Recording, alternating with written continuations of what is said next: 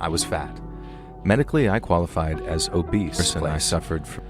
And by the time I started high school, I weighed way over 200 pounds, and I was. It's not like everyone in my grade was some jock or anything like that, but I was by far the biggest boy. That Neil could be such a bully that he once made a senior guy cry. Now, sure, people would be polite to him and nod hello in the halls, but nobody wanted to sit with him at lunch or invite him to social events or anything like that. And two, it meant that some of the more physical bullies had it in mind to take Neil down. Like Neil, I also didn't have any actual friends, and so who should come and sit beside me but Neil? Was there some catch to it? Like it was filled with razor blades or something? Hey, Neil ignored my question and told me that he had a proposal for me. Beat up younger kids, younger than myself, as we got older. In junior year in particular, we saw a few freshman targets that Neil took great delight in having me hurt. Now, you may be wondering how Neil managed to have such a hold over me, and it just about broke my heart. And instead of facing up to that, I said something incredibly mean to him that I still apologize for to this day. I told him it looked like I was the ringleader and he was my sidekick, so any trouble we got into, it was also the girl that I'd had a crush on for the last year as well, and I'm pretty sure that Neil knew this. And so this one time, I said no. And Neil went nuts in his car. Neil threatened. I saw red. By this point, a lot of my fat had turned into muscle, and I had a huge. I don't want to know him, though. I just want to keep making amends for allowing one of the most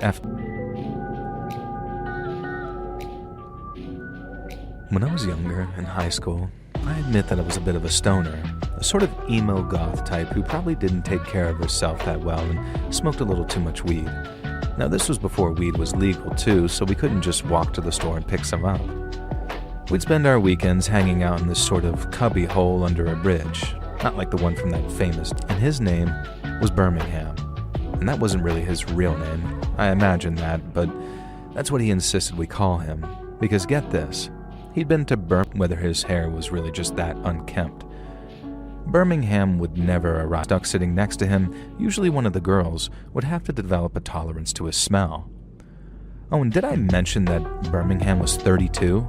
A 32-year-old stinking hippie hanging out with high school goths and emos, and he was not shy about hitting on some of the girls in the group. So, you're probably asking, why did we tolerate him? And the answer was simple. We were young, dumb, and he would buy us alcohol and provide us with weed. For a price, mind you. But he could hook us up just as we'd been wondering how the hell to get into substance abuse.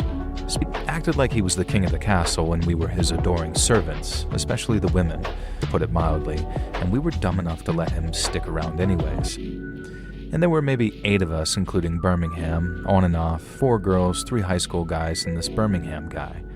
2 of the guys were far too of losers to really ever stand up against him, and one of them was as much of a predator creep as Birmingham was.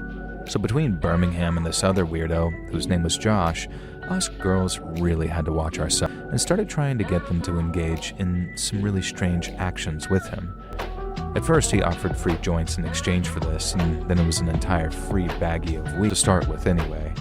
And a rumor went around that Sandy did actually give in and even did some strange stuff with him for a bag of weed, and we didn't see her for about a week.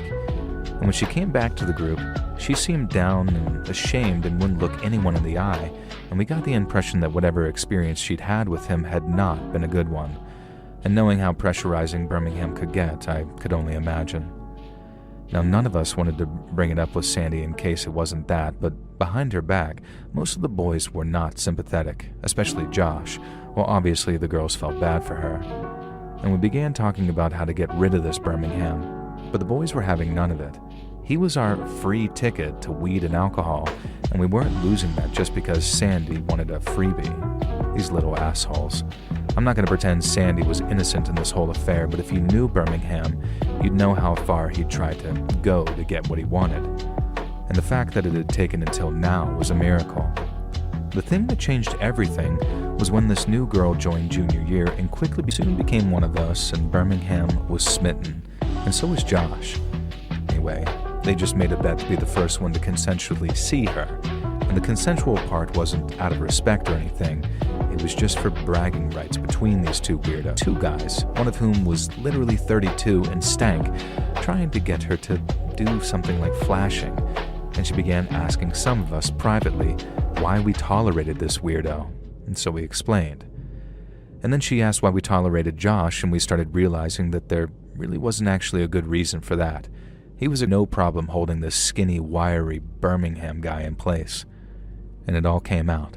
How much we all hated Birmingham, and how he was a stinking, vile parasite who could only get with women by trying to bribe children with drugs. How none of us could stand him. Basically everything we'd ever wanted to say to him.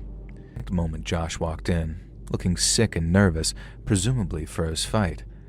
You'd expect this to distract Craig, but it didn't.